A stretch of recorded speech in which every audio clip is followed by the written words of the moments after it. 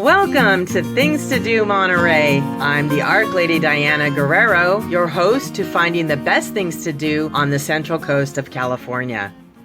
Sun and song is the big theme of the week as the birds sing their heart out in celebration of sunshine. We're all enjoying the beautiful weather and invite you to do so as well. Now, Science Saturday is happening at the Pacific Grove Natural History Museum located on Forest and Central Avenue in Pacific Grove. The theme is bees, wasps, honey, and hives. Not to miss also are the Rambles being held at Asilomar State Beach and Conference Grounds. These happen at 10 a.m. for about an hour on both Saturday and Sunday. You head out with a ranger to get a little gander at the natural history and the architectural history. It's fascinating. The conference center was actually a project of architect Julia Morgan of Hearst Castle fame. The interesting thing about the dunes out there is it took over 20 years to restore it. Many people don't realize how delicate some of the habitat is here. California has been working on restoration and preservation since the 70s. So we love our sand dunes. It's fascinating. Plants you won't see anywhere else in the world, as well as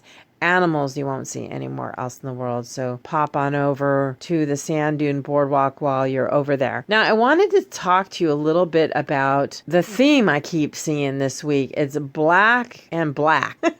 Meaning, all I've been seeing are blackbirds, mainly crows on the shore and cormorants on the sea. So I wanted to tell you a little bit about the cormorants because it's a fascinating history they have here on the Central Coast of California. Back in the 1800s, the early 1800s, when the Chinese families immigrated to the Central Coast, they were very innovative in their fishing, and how they fished with the cormorants was to train the birds to dive and bring the fish back up. The fishermen would massage the neck until the cormorant would release the fish and then toss the bird back in to go get another. So that was one of their strategies for fishing. The cormorants today, you'll see them on the rocks, on piers, and on the water. They actually will dive and swim and fly through the water quite astutely. They weave through the kelp forest above the sand, and they will roost on the rocks where you'll often see their wings stretched out as they dry out in the sun. That's because they spend a good amount of time in the water, and they're quite gregarious, so you'll see them in groups. So the way you identify them is that you'll see the long necks and the long beaks. They're very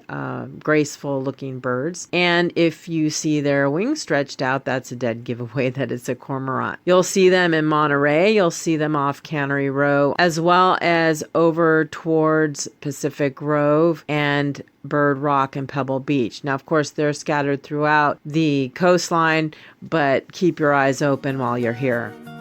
And one last thing, be sure to visit thingstodomonterey.com for additional tips and hints. And don't miss a session, be sure to subscribe.